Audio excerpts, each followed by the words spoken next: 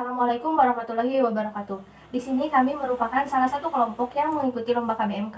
Sebelum melakukan presentasi, izinkan kami memperkenalkan diri terlebih dahulu. Saya Tia Widianingsih dengan NPM 222165018 dan rekan Saya Sinta Fitriani dengan nomor pokok mahasiswa 222165002. Saya Salwa Nur Alawiyah dengan nomor pokok mahasiswa 222165034. Kami merupakan salah satu mahasiswa dari perguruan Universitas Siliwangi, jurusan Pendidikan Ekonomi. Kami mengikuti kategori perencanaan bisnis dengan judul Case Handphone Toolstick dalam pemanfaatan limbah tutup botol plastik menjadi case handphone dengan inovasi desain kreatif sebagai penerapan ekonomi sirkular. Untuk pembahasan materi yang pertama akan disampaikan oleh Saudari Salwa mengenai pestel analisis.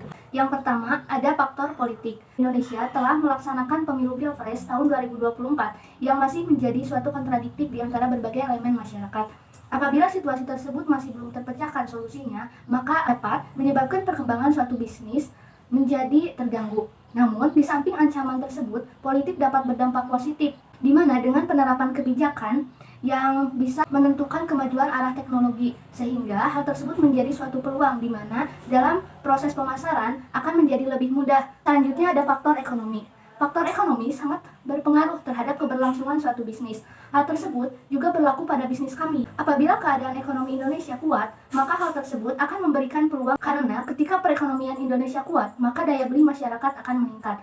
Sedangkan apabila keadaan perekonomian Indonesia melemah, hal tersebut akan menjadi suatu ancaman bagi pembangunan atau pengembangan suatu bisnis. Termasuk bisnis kami, di mana akan terjadinya kesulitan dalam menentukan harga pasar karena biaya operasionalnya yang semakin naik. Faktor sosial, di mana faktor sosial ini berkaitan dengan kesadaran masyarakat mengenai pentingnya pengelolaan limbah dan ekonomi keberlanjutan, di mana jika kesadaran masyarakat ini terus meningkat, maka akan menyebabkan peningkatan terhadap produk yang dijual. Maka dari itu, ini merupakan salah satu peluang bagi bisnis kami. Selain itu, faktor sosial juga dapat menjadi ancaman bagi bisnis kami, seperti kesenjangan ekonomi antar masyarakat, di mana kesenjangan ini masyarakat adanya ketidakmampuan dalam memberi produk kami. Maka dari itu, solusi yang akan kami lakukan adalah akan menentukan harga yang sangat efisien bagi semua kalangan masyarakat agar mereka dapat membeli produk yang kami buat. Yang selanjutnya yaitu mengenai faktor teknologi, di mana kemajuan teknologi ini akan menyebabkan efisiensi dan kualitas dari suatu produk, sehingga hal tersebut menjadi salah satu peluang bagi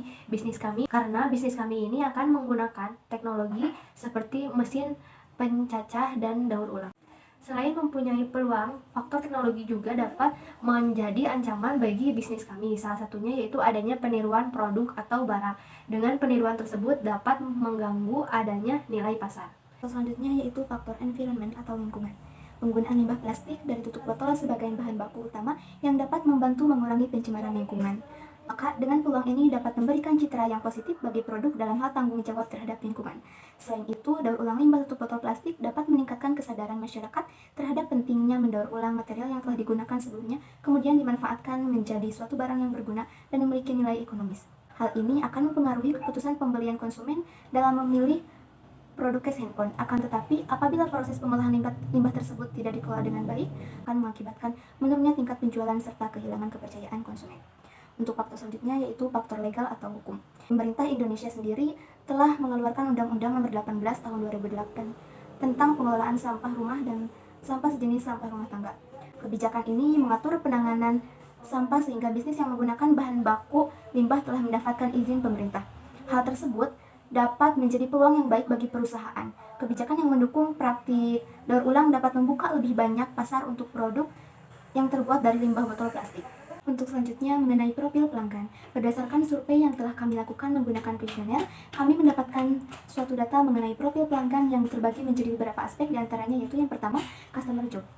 Masalah yang cenderung pelanggan ingin selesaikan yaitu terkait kerusakan produk seperti mudah patah serta warna lebih mudah mengkuning sehingga kurang nyaman jika dipegang. Hal tersebut dikarenakan bahan yang digunakan menggunakan bahan yang kurang berkualitas, sehingga dalam proses penyelesaian masalah kebanyakan pelanggan lebih memilih case handphone yang ramah lingkungan. Seperti produk yang kami buat itu case handphone toolstick yang terbuat dari limbah tutup botol plastik.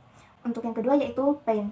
Risiko yang pernah dialami oleh kebanyakan pelanggan dari pengguna case handphone yaitu case handphone mudah rusak, warna mudah menguning, bahan keras sehingga kurang nyaman jika dipegang. Untuk selanjutnya yaitu gain customer.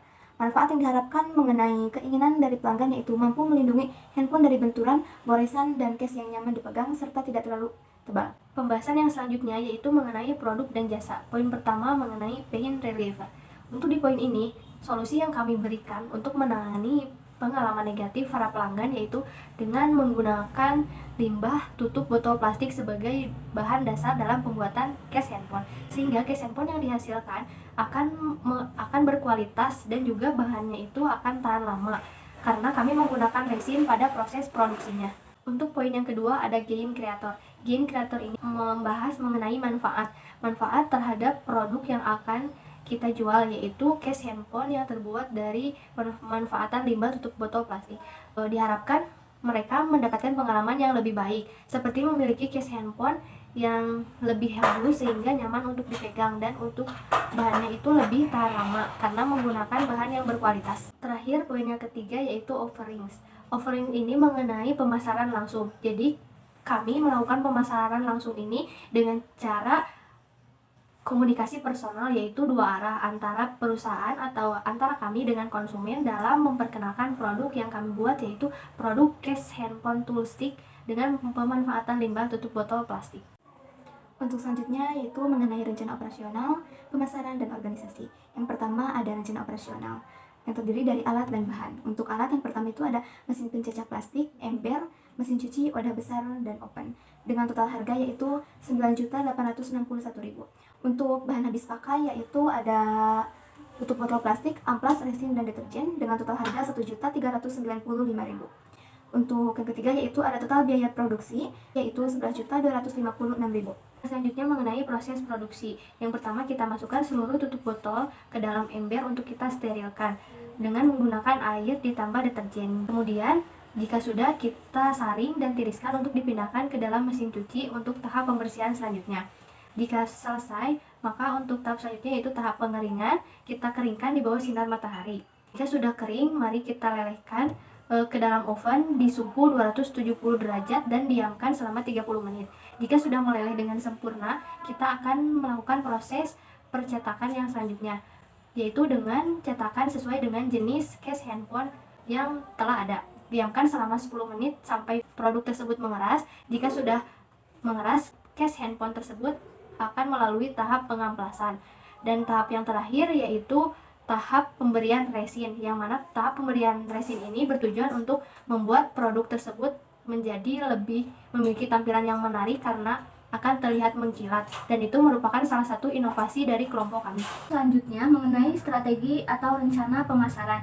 Melihat kemajuan teknologi yang semakin canggih menjadikan peluang bagi bisnis kami. Melihat survei yang telah kami lakukan, kebanyakan pelanggan lebih banyak menggunakan media e-commerce. Oleh karena itu, kami akan lebih banyak dalam memasarkan produk melalui berbagai e-commerce.